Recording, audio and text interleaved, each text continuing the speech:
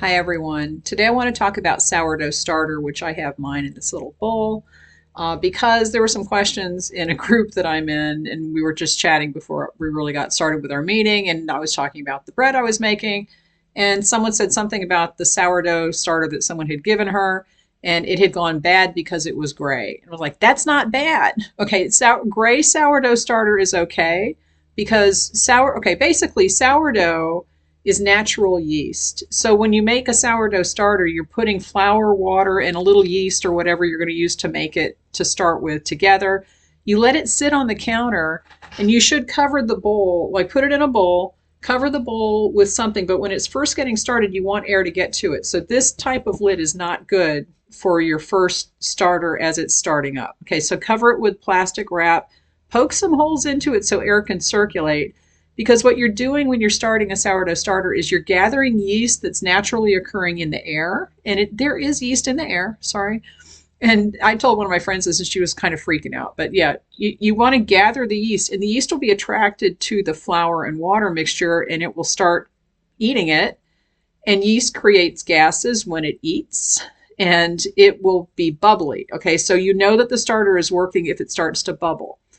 Now, once it starts to bubble after a couple days, you can use it to make some bread, or you can wrap it and put it in the fridge. And then you have to feed it every now and then because it will eat everything that you've put in there, and then it has nothing left to eat, and then the yeast will die. Okay.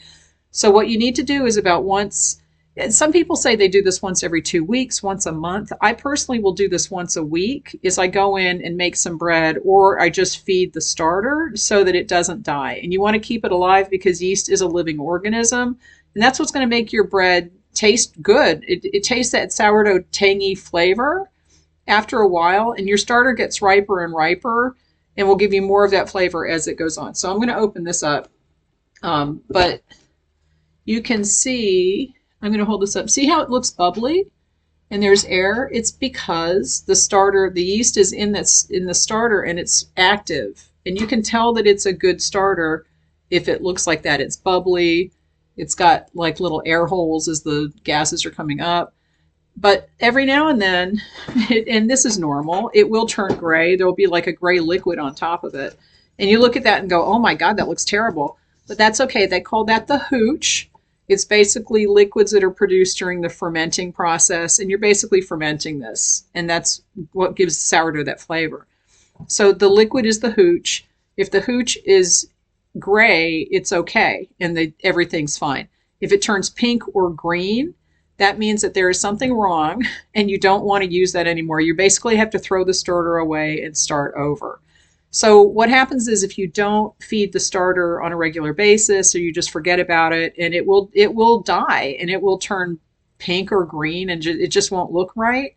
You shouldn't use that starter, throw it out, and just start a new one, because that's not good. It's not good for you. I'm not sure exactly what health effects it will have, but it's not going to be positive ones. But if the color is a gray liquid, and it will form a liquid on the top of the starter, you can just pour that off. Some people just mix it back in. I tend to pour a little off and then mix the rest back in. It's not a big deal as long as it's not pink or green. If it's gray, it's fine. Okay, so don't throw your starter away if it's gray, because that means it's fine. But you do need to feed it every now and then. So if you're not planning on making bread, you can take a half a cup out about once a week. And that's called sourdough discard. What you're taking out of the starter as you're going to feed it, that's the discard. Okay, discard is not old sourdough starter that has died.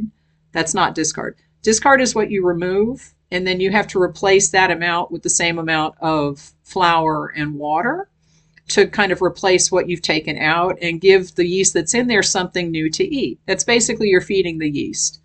So when you feed your starter, I take out a half a cup, I put in a half a cup of flour and maybe a quarter cup, half a cup of water, just depending on how thin it is.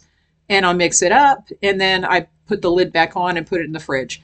Once it's started, you can put the lid on it. And I use these little Pyrex bowls. I just got this set of Pyrex bowls, and they have lids that come with them. There's a larger one. I'll put the link in the description because I love these bowls. These bowls are really good for this purpose. It's a set of 3 bowls. One is the big mixing bowl, and I use that to make the bread. It's perfect because they all have these lids with them, and you can just use that to cover it up as the sponge is sitting, as the dough is rising. It's great. But I just put this back in the fridge after I feed it. You probably should take the starter out and clean the bowl out occasionally, either every other time you feed the starter. Some people never clean their container and you keep it in a little a jar or whatever. I think it's a good idea to clean it because you don't want to introduce bad bacteria into your starter, because that is what will kill it and will make it go bad. So if you can take this out, put the starter into a clean bowl, clean this bowl out, and then put it back in and put the lid back on, put it back in the fridge after you feed it, it's great. I will put a link to an article that I've written about sourdough starter and how to make it in the description, so you can get all this information there. But I wanted to actually show you what it looks like, because if you get that gray color, you will think it looks wrong, but that's fine. Okay, and the discard, like I said, discard is what you take out as you feed the starter. So the stuff that you're taking out is live and it's good, and you can use that in other recipes. And it doesn't do much for making the thing rise. It doesn't, like, you can make crackers with it. You can put it in banana bread. I have a recipe for sourdough discard banana bread. It doesn't do much for the rise of the product, but it does give it a flavor. So that's what the discard recipes are really for. The sourdough discard isn't really going to give it a rise unless you make a sponge with it. That's a different story, and I will talk about that in a different video. But I just wanted to kind of go over sourdough basics. Again, I have an article about this. I'll put it in the description.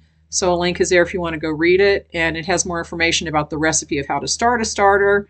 But sourdough is not hard. People make it seem really hard, and it's a little scary because natural yeast is more fragile than the yeast that you buy in commercial pots in the store. Like if you buy that little jar of yeast, that's a lot sturdier than natural yeast. But as long as you feed the starter and you kind of keep an eye on it, you can make some really good bread. And like I said, it gets more and more flavorful the longer the starter is active. So you want to keep the starter, and some people have starters that they have had for generations. Like this is my grandmother's starter. This isn't, but some people have that, and it genuinely does taste better than something that you just made yesterday. The longer you have the starter active, the more flavor your final bread is going to have. All right, so give me any questions, post them in the comments, post questions in the comments, and give this video a thumbs up. And check out the link to the article about how to make a sourdough starter, and I have more tips in there. All right, I'll talk to you later.